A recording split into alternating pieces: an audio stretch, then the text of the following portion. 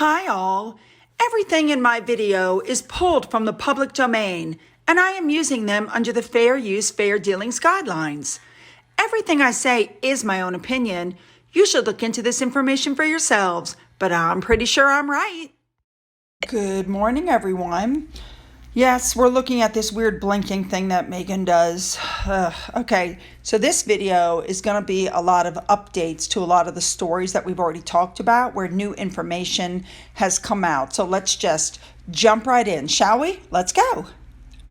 Starting out, for those of you who are unaware, and I was one of them, the royal birthday tributes this year were only there for 24 hours, whereas in all previous years, they were permanently on their accounts.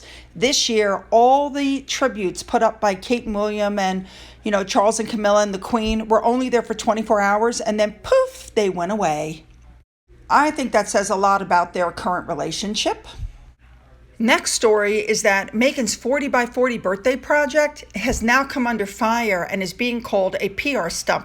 We already knew it was a PR stunt, but now the news is calling it that.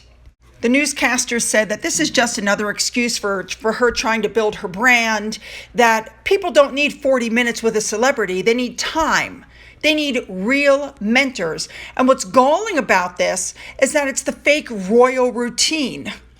And that the entire birthday video concept came off the royal family's brand. He said, quote, "Never has anyone publicly decreed an institution like the royal family while trying to assume its trappings for profit and attention like Meghan Markle has."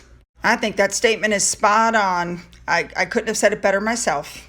I found this comment on Twitter about her birthday stunt to be spot on. Most strong women don't rely on woke and self-promoting actresses when they're looking for work. Meghan needs 40 minutes to herself to repair her fractured family relationships. Personally, I don't think 40 minutes is enough.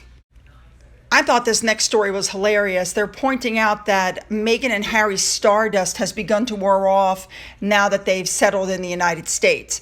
And they're saying that not only have they brought a ton of baggage with them to California, but due to the war that they started with the royal family, they no longer have magic Stardust that they used to have. They pointed out that in transforming themselves into polarizing, decisive public figures, are they really the invitees they might have been? I think this comment was spot on. You put yourself in the spotlight by asking other celebrities to serve the community on your behalf while you sit in your mansion wearing expensive jewelry and preach about helping jobless women. Yeah, that about sums it up. And another twist on her birthday, Thomas Markle reached out yet again by sending her flowers, red roses with 2 yellow roses that were to symbolize the children. Knowing Meghan, they probably went right in the trash. She did not respond to them. I don't know what this poor man is expecting. I feel so bad for him. Now, moving on, we all know that Barack Obama was having his 60th birthday party, and it was supposed to have like 800 people, and supposedly he was scaling it back to like 500 people due to the increase in the COVID cases in the area. Then the pictures from the party, the pre-party stuff started to come out. Huge tents with long tables and chairs and couches and chairs that were put up, along the side for different areas where guests could sit. And then there's a huge dance floor being laid next to the main house. It was just going to be huge, a giant tent that dominated the landscape and with open sides. And then you had the party. To be fair, it didn't really look like much of a scaled down party. As you can see, there were no masks to be seen. Candace Owens pointed out on Twitter that she personally knew of at least 2 people who were not vaccinated. So vaccinations were not a requirement to attend this party, which, by the way, was so star-studded, it was just ridiculous. People were told no photos, no videos, and you had to delete them. But one video was put up. Take a look at this.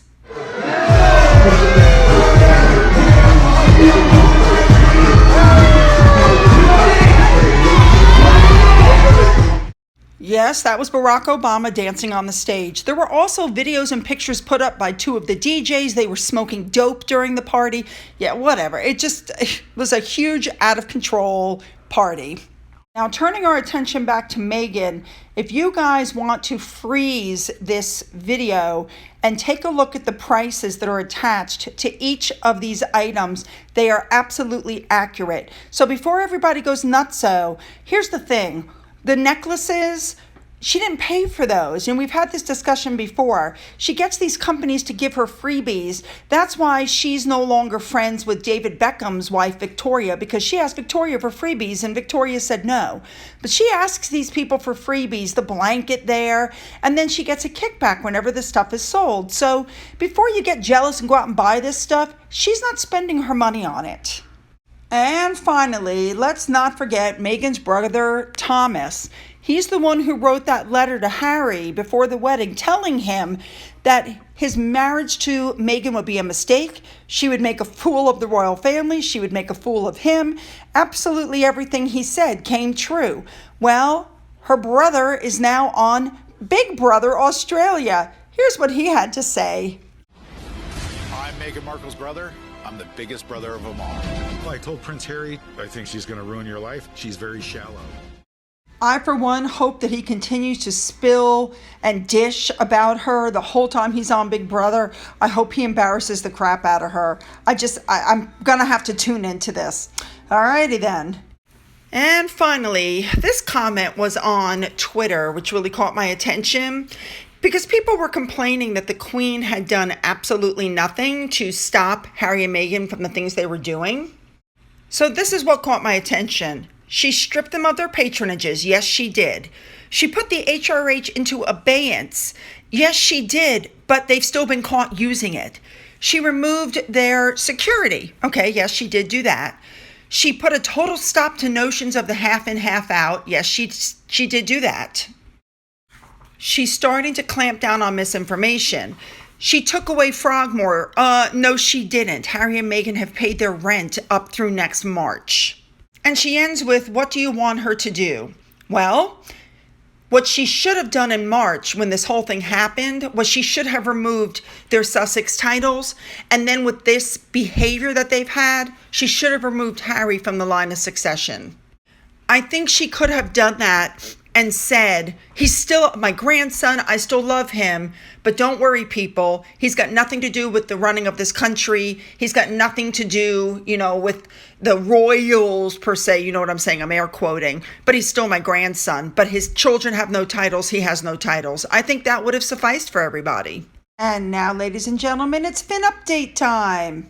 Finn is back to being his old playful self. His poops are solid again since we changed his food. Here's a small video. Give me.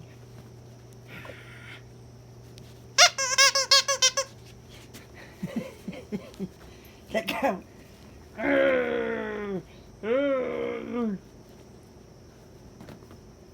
Second I let it go, you don't want it anymore? So what do you guys think about Barack Obama having his party? Remember the one that Harry and Meghan were not invited to, but essentially it was not a COVID-safe party. Very interesting. What do you guys think about Meghan's 40 by 40 birthday initiative being called a PR stunt? What do you guys think about Thomas Markle going on Big Brother Australia? I love it. Don't forget to hit that subscribe button and that bell to be notified of future uploads. Don't forget to follow me on Twitter. Don't forget you can email me.